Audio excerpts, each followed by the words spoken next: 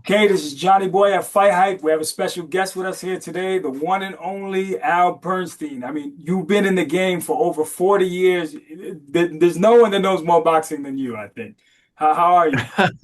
There might be a couple fooling around. I'm doing well. I'm happy to be on the show with you, and things are going along good. I'm uh, enjoying doing what I always love to do, and that is announce boxing on a couple of different platforms, and enjoying the sport. Definitely. Well, it was a real pleasure just having you on the show. Thank you again. But I want before we get into the Canelo Alvarez, the super fight, I want to talk about something that you're doing on September 11th. You have a music show. I want you to tell us a little bit about that. Yeah, I before big fights, this actually started back in, believe it or not, in 1987. When I was 5 years old. Wait, is my nose growing? No. Um, but in 1987, when Marvin Hagler fought Sugar Ray Leonard, I ended up doing. I mean, I had been performing a little bit, but as a vocalist and doing other things, but it wasn't a thing that I did for any in a real organized way. Well, I was out to dinner with the president of Caesar's Palace and a couple other of his executives about 4 months before Leonard Hagler, and he said, "Don't I?" Oh, and they had previously had Barry McGuigan's father when he fought Cruz, Stevie Cruz. His dad, who was a pub singer in Ireland, had done 3 nights at Caesar's Palace leading up to that fight. And it was a great event. People loved having a place to go and see him. So the president of Caesar's Palace said to me, "Don't you sing?" And I said, "Yeah, I like to," because I had been performing around town a little bit. And he said, "Well, here's what we're going to do. You're going to do 3 nights uh, leading up to the Hagler Leonard fight here at Caesars." And I said, "Oh, okay. Well, I didn't have a band. I didn't have an act. I didn't have anything." And I said, "Sure." So 4 months later, I'm on the stage at Caesars at the one of the main lounges of Caesars Palace, and we did 3 nights leading up to Hagler Leonard. Well, that kind of kickstarted me doing that more often, and what it became was really a tradition of me doing uh, a, a some kind of music show just before big fights that come to Las Vegas. I've done it through the years at Mandalay Bay and the Riviera when it was going to Las Vegas Hilton, and now I uh, do it at the Tuscany Suites and Casino in Las Vegas, which is kind of my new performing home. So on September 11th, 2 nights before the Canelo Alvarez Terrence Crawford fight, I'm going to do a show there. I hope boxing fans, if they come in town, will come out and see. We do a lot of different kinds of music, and we also have a boxing trivia segment in the show, so fans can win prizes, which is fun, and it's just a fun time. And I do it because I love performing, but because it's also a chance to give somebody another gathering spot. When people are out here for these big fights weekends, they're looking for different things they can do, and this gives them another opportunity. I think that'll be fantastic, to get to be able to speak with you, a legend like yourself, and hear you sing and do everything. That'll be excellent for them, and I look forward Yeah, to. it's a fun time. It's real casual too. People can interact with you, and a lot of boxing personalities come by so they can rub elbows and take pictures with them, and it's a fun thing. Definitely, definitely. Well, I'm sure the fans will support that, and I'll be when I land in Vegas. I'll definitely be there to support you. Yeah, you got to come by. Definitely. But switching gears, I wanted to talk about fighters of the past, a lot, and versus fighters of the present. A lot of people talk about that the sport has been, they've evolved, right? And then the fighters are a Mhm. lot better than today's fighters. I don't agree with that, but I wanted to know from the expert. I wanted to know from you, what's your opinion about that? Repeat that last part again. I'm sorry, I didn't hear you perfect. I just wanted to know your opinion. Like, of do you think that the fighters from the past are just as good as fighters, from the present? A lot of people, Oh, the fighters from the present are better because the sport has evolved. What do you think? yeah, it's a double-edged sword to discuss it because it's you could probably make the case that, like with every sport, people can train a little better. They have more tools at their disposal to make their bodies better and all the rest of it. Some that aren't legal, by the way, but that's a different story. And so there's that, and that's true in every single sport. However, we always have to temper these things. And another sport where it's an interesting debate is baseball, where where players are physically stronger and some guy can throw a 95-mile fastball all the time instead of just once in a while. But does he have the craft that the other people did, and does he pitch often enough to have that craft? Well, in boxing, so boxers from the past had number one, they fought more often. For a long time, they fought way too often. That was back in the 40s and 50s. Fighters should never have had to fight as much as they did. It just wasn't really. I hope Willie Pep once a week. Yeah. I mean, people would have 15 fights a year. It's too many. You shouldn't do that. But then once things settled down into a pace that was still reasonable, but still, effective in like the 80s, where we had the biggest champions fighting 4 times a year, 5 times a year, right? Those men kept their craft throughout the year, right? They kept their craft going. They got more experience against more fighters. They did fight more often. That was a plus for them, for those fighters from the past. That was and they were tested more frequently, to be honest, than the fighters of the present. Now, the fighters of the present, they have that better conditioning. They have the better, technique, or not technique, but, those kinds of things at their disposal. They fight less often. Now that you could say, well, it keeps them fresher, which is a fair assessment, I guess. But when you have to weigh that against the idea that, are they learning their craft as well? Are they applying their craft as well? And I think sometimes making a generalized statement is hard to do. You almost have to take it fighter by fighter, a group of fighters, because everyone's not created equal. Some people, for instance, we know are more dedicated to the craft than others. It would be hard to say that any fighter from the past, for instance, is not more skilled or more dedicated to his craft than somebody like Alexander Usyk, right? Yeah. So you can go back as far as you want to go, and you're going to find that, he's going to be right there at the, along with the best of them.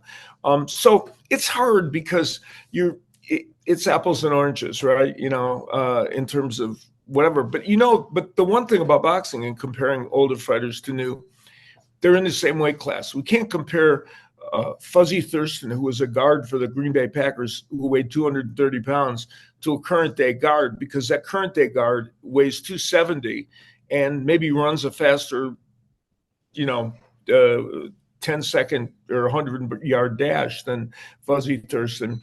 So even if Fuzzy Thurston had all the technique and everything, you can't. But in boxing, you're judging men who are at the same weight and are not bigger, than they are. So you can say, well, how would Sugar Ray Robinson compare to Floyd Mayweather or whoever, But it's a tricky question. Well, speaking about that, now that Usyk was successful against Dubois in the rematch, a lot of people are comparing him to Muhammad Ali. Where would did that fight just happen to play out? How would that fight go, and who would win that fight out? Alexander Usyk, did you say? Yeah, Alexander Usyk and Muhammad Ali. Who would win that fight? Yeah. There's a lot of comparisons now to the two. Yeah, that's a perfect example, and that's a fun mythical matchup to think about, because you have these two men with boxing IQs, very, very high, and of course it depends on which. And here's the funny thing: I'm about to say, what version of Ali does he fight? Does he That's fight just the play. young Ali, The young play Ali that version? fought Liston. The young Ali that fought Liston, prime. The young Ali that fought Liston. Uh, you know, of course, you can make the case that, I mean, probably Ali's true prime came a little bit later, but let's say you take him, during that period when he was so quick and everything. Um, Here's what would happen in that fight. It would be Usyk being, which he does do on occasion, being the aggressor, right? We think of Usyk as this tremendous boxer, puncher, and all the skills. But let's be honest. I mean, he was walking down men 50 pounds bigger than him, right? Like Fury, walking him down. So he would be trying to walk Ali down, which changes the dynamic of the fight a little bit. But it would be interesting. I mean, you'd be an imbecile to say that you don't think Alexander Usyk could give a good fight to Muhammad Ali at that point, because he's just really good. And I think that Ali, that version of Ali, would be giving him, lots of angles. But Usyk is, he's got that computer boxing mind to try and figure out ways to combat things like that. Now, the Ali that was just a little older, the Ali that didn't move quite as much, even only 4 or 5 years after the Foreman thing, let's say the Ali that had the fights with Norton, when he was in his late 20s, early 30s, who was still very good version of himself, that would have been a different fight. Then, he would have been more stationary. He and Usyk would have been, it would be like watching a very high level chess match, but one that could produce a lot of excitement. And then let's move further. What would Alexander Usyk do with the Ali that did the rope-a-dope, right? How would he handle that Rubik cube? There were ways. I mean, Kenny Norton was one of the best at figuring out that Rubik cube. He had ways of punching in a way, and so did Joe Frazier to an extent, but not everybody did. But how would Usyk do that? So when you look at those matchups, it's fascinating. It's a shame we can't get in a time machine and do it. So what's the best version, in your opinion, of Muhammad Ali? What was where he was the best, and that version faces Alexander Usyk at his best? Yeah, I don't know yeah. I mean, I don't know who I'd pick. I mean, it's hard to say exactly who would win, but I just think it would be fascinating to watch. I think Usyk would certainly have a good chance in the fight. If Ali was still capable of boxing and moving at his absolute best, you could maybe see him eking out a decision win, but it wouldn't be. I wouldn't bet the farm on it. And some people probably hear that and they're appalled because Ali is Ali, and he was certainly, the self-proclaimed greatest. But a guy like Usyk, though, presents his own Rubik cube to everybody he fights, and it would be an interesting. And the other thing about Ali is he was a heavyweight that would be a little bit more in the size of Usyk. So it's not Usyk facing another giant monster, but as great as Ali was. Yeah, it's a fascinating matchup. I'd have to go with a young Ali. I think he would beat Usyk. I think it would be difficult, extreme. Well, I wouldn't dispute that pick, and you could go. I don't think anybody could argue with you and say that's ridiculous. Of course, he's not going to beat Usyk. He could easily do it, and could certainly. And the thing with Ali is, he might, that version of Ali might box so brilliantly that he would control most rounds, depending. But the Usyk that came into the heavyweight division, I mean, he's 38 now, which is also an interesting point. The Usyk that came into the heavyweight division, once he started to get into his own in the heavyweight division, maybe 4 years ago, that Usyk was a handful. But yeah, I mean, you could easily pick out. To be honest with you, this is another one that people sometimes give me a hard time about. The one fighter that I personally think is the most, not to say he couldn't lose, when he's absolutely at the top of his game, I believe the most difficult heavyweight matchup for every heavyweight that has ever lived is Lennox Lewis. That's Absolutely. my personal opinion. Very That underrated. it doesn't mean he's going to win all those fights, but I believe he's the toughest matchup for any heavyweight that has ever lived. Doesn't mean they can't beat him. He was beaten twice, but then he reversed those. And I think in both those losses, he didn't take things as seriously as he should have. Absolutely. But I think he was highly underrated. I think he just didn't have the yeah, fan base like the Canadian, whether he's from England or he's from Jamaica, and he couldn't get. That's what Emmanuel Stewart talked about. He didn't have that fan base, and people couldn't rally behind him. But he had all the tools, all the physical gifts. The jab. yeah. He was an excellent heavyweight. I rank him very high. Yeah, and his height and reach and all the rest of it gave him that big physical advantage over most, not all, but most people. Absolutely. But but as a fantasy matchup, we'd have to play the video game to see Usyk versus Ali, and then we can, that's the only way we can get to see that There fight. you go. There you go. But switching gears, I wanted to talk about the Canelo Alvarez Terence Crawford fight. Hmm. This is the super fight of the year, maybe the biggest fight in 5 years. Who has the higher boxing IQ? Is it Terence Crawford, Canelo Alvarez? What's your opinion? That's a good question. That's a very interesting question, and one that comes to bear, doesn't it, on the outcome? Because we know a couple things. We know Crawford's coming up in weight, and he's going to be facing a much younger man.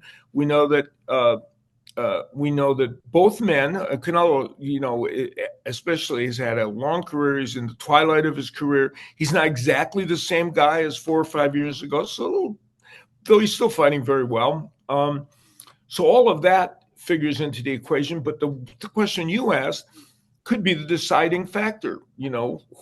Whose boxing IQ is such that they're going to figure out what's happening in front of them, and probably the because he's thought of in this way, most fans or most people would probably say Crawford, I'm guessing, because that's a big part of how he's won, and everybody feels that he, and rightfully so, that the way he's figured out, I mean, he's constantly changing from lefty to righty. He's a person that alters his attack. Sometimes he's a boxer. Sometimes he's walking people down. So you feel like he has a lot of, Canelo's style is more the same in most fights. He is a counterpuncher who's waiting for you to make your move so he can counterpunch you. Then when he has you in trouble, he's willing to move forward. His attack is a pretty straightforward one, and so on the face of it, you might say Crawford, but I think the thing about Canelo Alvarez is that he has seen every style that you can see. Right? I mean, my God, he's fought literally every kind of fighter that you can fight. I mean, I did many Canelo matches. I'll never forget doing his fight with Erislandy Lara, the ultimate, boxer, who gave him huge trouble, but lost the decision. And so he's seen every style there is and everything that someone can throw at him. So in that sense, it's a plus. But you might lean to Crawford a little bit in this regard. And in fact, if you think about it, if you're supporting Terence Crawford, you need to lean to that, because smaller man fighting a fighter who has a rock solid chin. So it's unlikely, though not impossible, that Crawford can hurt him. Not that he has to hurt him to win the fight, but and you're facing somebody fighting at their natural weight, and you're not. So a big component of this fight for Terence Crawford is going to be, how can I best outsmart this guy, and be active enough, as Dimitri Bivol was, to make sure I win rounds. And then let's go to the next part of this. This is, and I don't even know how this figures into the equation exactly. if you go the distance with Canelo Alvarez, are you 100% sure at any time, in any venue, with any judges, you are going to get the benefit of the doubt in close rounds? Just a fact. I'm not even saying that to be nefarious. It's just, I mean, I've done a million Canelo fights. I've viewed a million Canelo fights, whatever.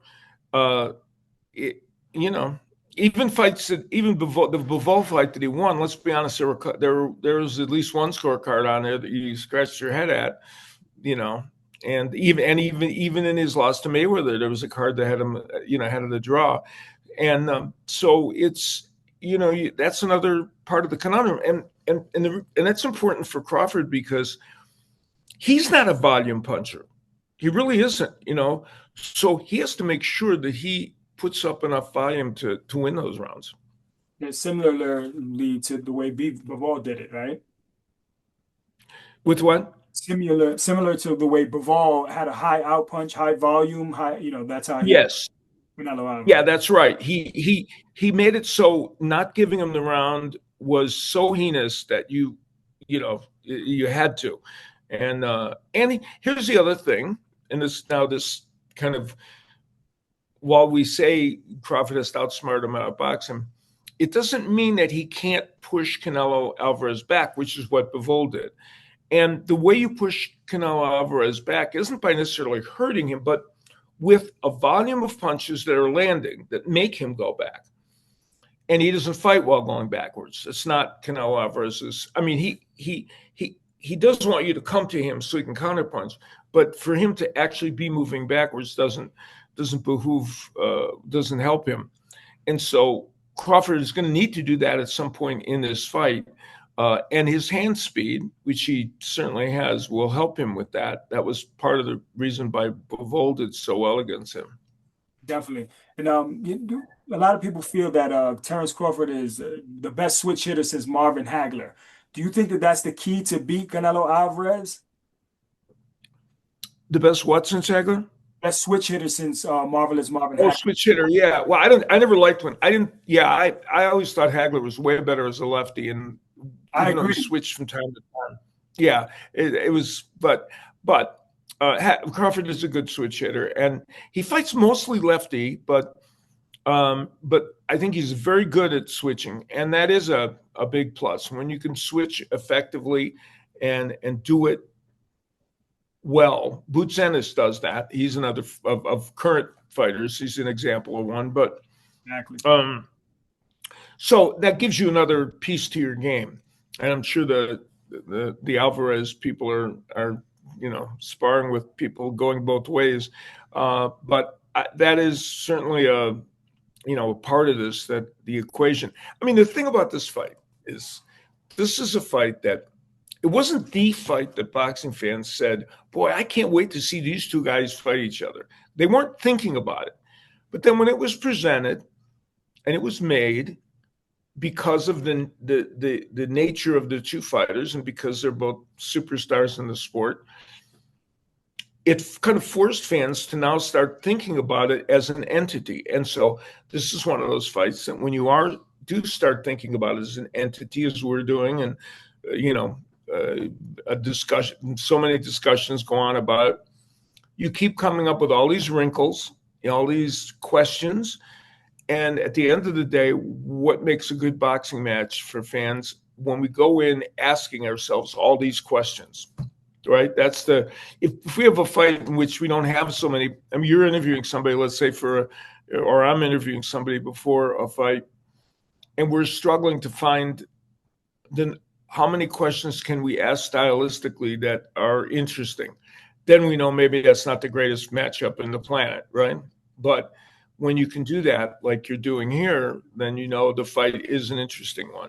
That doesn't mean it's going to turn out great or be fascinating, but it has a chance to do it. Okay, but Al, if Canelo was to lose this fight, how would that damage his legacy as Mexico's greatest fighter? Would he still be considered, oh well, Canelo was older at this point? Would they give him that, that slack? It's tricky about these fights when fighters are older. And they lose. How much does it impact the their overall, legacy and all the rest of it. I mean, if he loses to Terence Crawford, it's not like well, here, I'll give you an example. I was just, for a different thing I was doing, I had to look down and remind myself of all of Roberto Duran fights. And I'm one of those people that I think a lot of fights blemished Roberto Duran's record for this reason. They occurred when he shouldn't have lost them. Robbie Sims, Kirkland Lang. I did both those fights. Those are fights. If he had been in shape and ready to fight, he probably would have won, but he wasn't, and he didn't. And to me, that's a blemish on a record. What about Wilfred Benitez? When he lost to Wilfred Benitez. Yeah, he lost to Wilfred Benitez during that same, a little bit before then, right? That would be another one where, and of course, that was one of the things that demonstrated how good Benitez was. But it's a very good addition. And I'm not doing that to denigrate Duran. I'm just saying. And so you look at this, right? Let's say, and Canelo Alvarez he's lost twice. So it's not, and that's okay. You don't have to have an unblemished record. It doesn't mean that much. He's still fighting. I mean, he's in his mid-30s and he's still fighting well. And some have criticized some of his recent opponent choices. But here he is facing someone while they're coming up in weight, and you could accuse people of cherry picking when people come up in weight. But he's fighting a very good fighter. So let's say he gets outboxed by Terence Crawford. Does that mean then that you take a step back and you say, well, Canelo Alvarez is still one of the best Mexican fighters of all time? I would say it doesn't, because you still have the complete body of work, and he's in the last portion of his career, and he's taking on a credible opponent, and I don't think it's the kind of thing that should make people vastly change their view of him. I just, to me, it'd be extreme. Definitely. And then Crawford will be 38 years old. Canelo will be 35 years old. But who has more pressure to win this fight? That's a good question, too.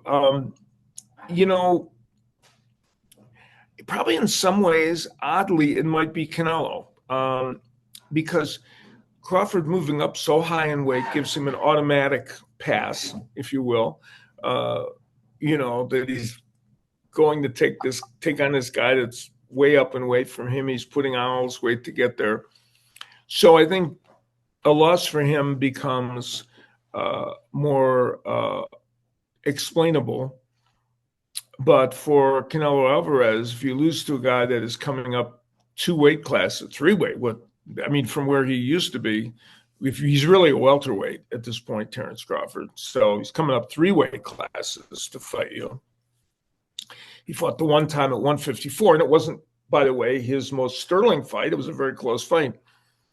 So you're having a guy that's coming up 3 weight classes to fight you. And here's the other thing. Terence Crawford's no spring chicken. He's in his late 30s. He's toward the end of his career.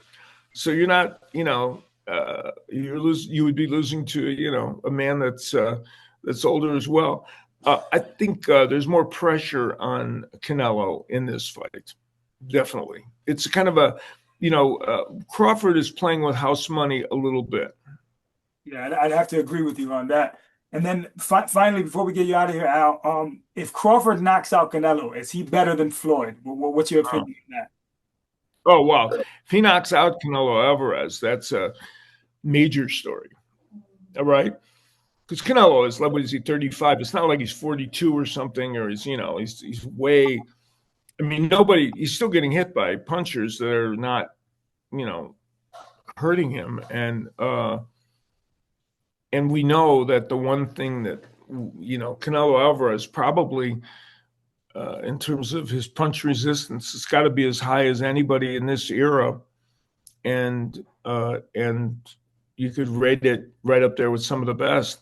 So if Terence Crawford was able to find a way, and the way he would do that, in my opinion, would be purely from fatigue. I mean, there is one chink in Canelo Alvarez's armor that we've seen a number of times, and that is sometimes when he gets into round 8 or 9 or 10 or 11, he fades a little bit.